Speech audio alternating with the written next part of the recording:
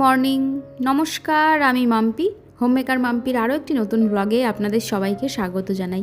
আশা রাখছি আপনারা সবাই খুব ভালো আছেন, আমরাও বেশ ভালো আছি। তো আবারও চলে এসেছি নতুন একটা ভিডিও নিয়ে। আশা করছি ভিডিওটি আপনাদের খুব ভালো লাগবে। আজ হচ্ছে শুক্রবার আর এখন বাজে সকাল 9:30। তো এখন থেকেই আপনাদেরকে সঙ্গে নিয়ে ভিডিওটি শুরু করলাম। ঘুম থেকে উঠেছি অনেকক্ষণ হয়ে গেল, উঠে ঘরের সমস্ত কাজ সেরে চা খাওয়া হয়ে গেছে। তারপরে ছাতু মুড়ি করে দিয়েছিলাম, বিজয় খেয়ে বেরিয়ে গেছে। আর এদিকে এই যে ভাতটাও বসিয়ে দিচ্ছি, ভাতটা বসিয়ে দিয়ে তারপরে আমার আর ছেলের জন্য এখন একটু ছাতু শরবত করব। বাবু আবার ছাতু মুড়ি একদম পছন্দ করে না, ছাতু শরবত করে দিলে এখন যাও বা একটু খাই, ছাতু মুড়ি তবে একদমই খাই না। তো সেই কারণেই আমার জন্য আর ছেলের জন্য একটু ঘন করে ছাতু শরবত করে নেব। আমাকে কিছুদিন আগের একটি ভিডিওতে একটি বোন বলেছিল, তুমি ছাতু শরবত কি করে করো একটু ভালোভাবে দেখিও।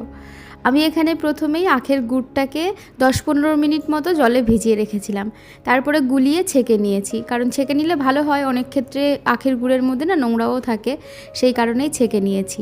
তারপরে এই যে পরিমাপ মতো ছাতু, ঘন খেলে বেশি করে একটু ছাতু দেবে, আর যদি পাতলা করে খেতে চাও তাহলে কম পরিমাণে ছাতু দেবে।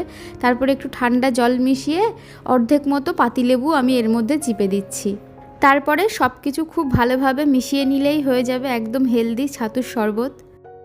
এই গরমের মধ্যে ঠান্ডা ঠান্ডা ছাতুর শরবত এরকম করে খেয়ে দেখো, মন প্রাণ তো জুড়িয়ে যাবেই, তার পাশাপাশি এটা খাওয়াও ভীষণ উপকার।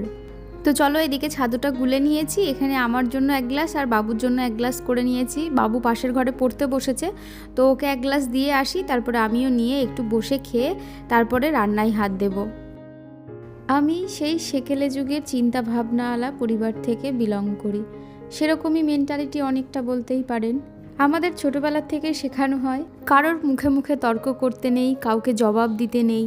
যে যা বলে বলুক, যে যা করে করুক, তুমি ভালো মেয়ে, তুমি চুপ থাকবে। চুপ থাকাই তোমার সবথেকে বড় ভদ্রতার পরিচয়। আর তার পাশাপাশি এটাও শুনেছি যে সয় তার রয়। তুমি যত বেশি সহ্য করবে তোমার তত বেশি সমস্ত কিছু বজায় থাকবে। তবে সময়ের সঙ্গে সঙ্গে একটা জিনিস এখন খুব ভালোভাবে বুঝতে পারি, খুব বেশি ভালো হতে গেলে না তুমি নিজের দিক থেকে কোনো রকমভাবেই ভালো থাকতে পারবে না, কারণ আমাদের মনের ভেতরে বিশাল বড় আকারের একটা বোঝা চেপে থাকে। কাউকে কোনো কিছু জবাব না দেওয়া বা কিছু না বলতে পারাটা না ভীষণ একটা বড় বোঝা, কারণ সবাই না ভালো ব্যবহারের যোগ্য হয় না।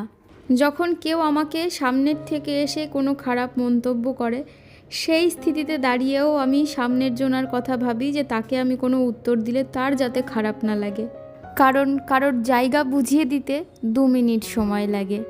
আর ঠিক সেই সময়তেই আমি বুঝতে পারি কথার জবাব দিতে শক্তির প্রয়োজন পড়ে না, শক্তির প্রয়োজন পড়ে চুপ থাকতে। বরাবরই আমার লাইফে একটাই নিয়ম, আমার যাদের পছন্দ হয় না আমি তাদের থেকে দূরত্ব বজায় রাখি, তবে তাদেরকে জবাব দেওয়াটা আমি খুব একটা বেশি স্বাচ্ছন্দ্য বোধ করি না। একটা সময় আমার মনে হতো কোনো মানুষকে যদি যুক্তি দিয়ে কথা বলা যায়, বুঝিয়ে বলা যায়, তাহলে হয়তো সে সব কিছুই বুঝতে পারে। তবে আমার এখন এই ধারণাটা পুরোপুরিই ভেঙে গেছে, কারণ যারা বুঝতে চায় না তারা কোনো রকমভাবেই বুঝবে না। এটা শুধুমাত্র সিনেমার মধ্যে হয় যে আপনি কাউকে কোনো কিছু বোঝাচ্ছেন আর সে হট করে বুঝে যাচ্ছে, এটা শুধুমাত্র সিনেমাতেই হয়, বাস্তব জীবনে এটা কখনোই হয় না। আর যাদেরকে বোঝালে সহজেই বুঝে যাবে তারা অন্তত এরকম লেভেলের অভদ্রতা করবে না। আমাদের প্রায় প্রত্যেকের জীবনেই এরকম কোনো না কোনো একটা সম্পর্ক থাকেই, যাদেরকে আমরা পুরোপুরি ত্যাগও করতে পারি না, আবার পুরোপুরি ধরেও রাখতে পারি না। সেই ক্ষেত্রে অবশ্যই করে একটা বাউন্ডারি সেট করা দরকার, আর তাদেরকে এটাও বুঝিয়ে দেওয়া দরকার যে তাদের কোনো রকম বেয়াদ্দবি বরদাস্ত করা হবে না। যাই হোক, আপনাদের সঙ্গে আমি আমার পার্সোনাল কিছু তিক্ততার অভিজ্ঞতা শেয়ার করলাম। এদিকে আপনাদের সঙ্গে কথা বলতে বলতে আমি রান্নাও শুরু করে দিয়েছি। আজকে ডিম রান্না করব আলু পটল দিয়ে। আমাকে অনেক দিন আগে একটি বোন বলেছিল যে দিদিভাই তুমি আলু পটল দিয়ে ডিমের ঝোলের রেসিপিটা শেয়ার করো। তবে যে বোনটি আমাকে বলেছিল তার নামটা আমার এখন মনে পড়ছে না। তুমি যদি আমার এই ভিডিওটা দেখে থাকো অবশ্যই কমেন্টে জানিও। এখানে প্রথমেই আমি সেদ্ধ ডিমটা লবণ হলুদ দিয়ে ভালো করে ভেজে নিয়েছি। তারপরে তেজপাতা ফোড়ন দিয়ে পেঁয়াজ দিয়ে হালকা একটু নাড়িয়ে নিয়ে তারপরে পটল আর আলুটাও দিয়ে দিয়েছি। আলু পটল পেঁয়াজ একসঙ্গেই ভালো করে লাল লাল করে ভেজে নিয়েছিলাম। তারপরে বেসিক যে মশলাটা হয় আদা জিরে ধনে রসুন, তারপরে একটা টমেটোও কুচি দিয়েছিলাম। তারপরে লবণ আর হলুদ দিয়ে ভালোভাবে মশলাটাকে কষিয়ে নিচ্ছি। ভালো করে মশলাটা কষানো হয়ে গেলে পাশের ওভেনে জল গরম বসিয়ে দিয়েছি, জল গরমটা অ্যাড করে দেব। তারপরে যখন আলু আর পটলটা খুব ভালোভাবে সেদ্ধ হয়ে আসবে তারপরে সেদ্ধ ডিমগুলো আমি এর মধ্যে অ্যাড করে দেবো। তারপরে আরও 10 মিনিট মতো ভালো করে ফুটিয়ে নিয়ে নামানোর আগ দিয়ে গরম মশলা দিয়ে নামিয়ে নেব। তোমরা চাইলে আলু আর পটলটা ভেজে তুলে রেখে আলাদা করে মশলাটা কষিয়ে তারপরেও আলু পটলটা অ্যাড করে নিতে পারো। আমি একবারেই করে নিই, তাড়াতাড়ি হয়েও যায় আর সুবিধাও হয় আর খেতেও ভীষণ ভালো হয়। মশলার মধ্যে লঙ্কাটাও অবশ্যই দিয়েছি, তবে বলতে ভুলে গিয়েছিলাম, আর একটু মিষ্টিও দিয়েছিলাম। আর আমি সমস্ত গোটা মশলায় মিক্সিতে পেস্ট করে খাই, আপনারা জানেনই গোটা মশলার তরকারি খেতে এমনিতেও ভীষণ টেস্ট হয়। আর এইভাবে আলু পটল দিয়ে ডিমের ঝোলটা রান্না করবেন, অপূর্ব খেতে হয়।